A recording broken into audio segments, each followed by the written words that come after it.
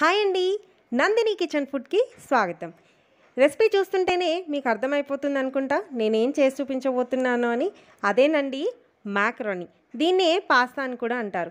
దీన్ని మనం స్పైసీగా క్రీమీగా చేసుకుంటూ ఉంటాం కదా. స్పైసీగా చేస్తే పిల్లలు తినడానికి అంతగా ఇష్టపడరు. సో వాళ్ళు ఇష్టపడే విధంగా ఎలా చేయాలో మనం ఈరోజు తెలుసుకుందాం. ఇంకెందుకు ఆలస్యం, రెసిపీలోకి వెళ్ళిపోదాం. ముందుగా ఒక కప్పు పాస్తా తీసుకొని ఇలా వాటర్లో వేసేసుకోవాలి. వాటర్ బాయిల్ చేసి కూడా వేసుకోవచ్చు, నేనైతే ఇలాగే వేసుకుంటానండి. ఆ తర్వాత 1/2 teaspoon salt, 1 tablespoon నూనె వేసుకొని వీటన్నిటిని చక్కగా ఉడికించుకోవాలి. చూసారా, పాస్తా మొత్తం ఉడికిపోయింది.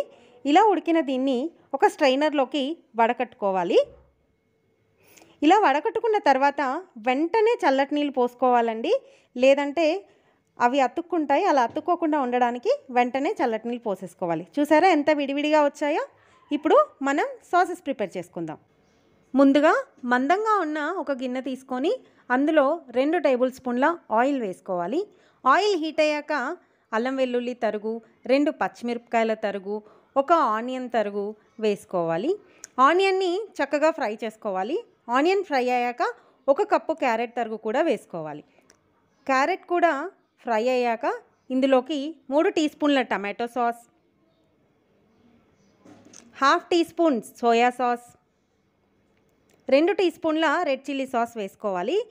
మీ దగ్గర రెడ్ చిల్లీ సాస్ లేకపోతే ఇంకో 2 పచ్చిమిరపకాయలు వేసుకోండి, కానీ కారపొడి మాత్రం వేసుకోకండి. ఆ తర్వాత 1/2 టీ స్పూన్ సాల్ట్ వేసుకోవాలి. సాల్ట్ కొద్దిగానే వేసుకోవాలండి, ఎందుకంటే మనం ఆల్రెడీ మ్యాకరోనీలో వేసాం కాబట్టి. ఇప్పుడు ఈ ఉడికించిన మ్యాకరోనీని కూడా వేసేసుకొని ఈ మసాలా అంతా దానికి కరెక్ట్గా పట్టేటట్టు చక్కగా కలుపుకోవాలి. ఇలా కలుపుకున్న తర్వాత 1 టీ స్పూన్ మిరియాల పొడి వేసుకోవాలి. మిరియాల పొడి తప్పకుండా వేసుకోవాలి, ఫ్లేవర్ చాలా బాగుంటుంది. ఇప్పుడు మూత పెట్టుకొని ఒక 2 నిమిషాలు ఉడికించుకున్న తర్వాత వేడి మ్యాకరోని రెడీ అయిపోయిందండి. దీన్ని పిల్లలు చాలా ఇష్టంగా తింటారు.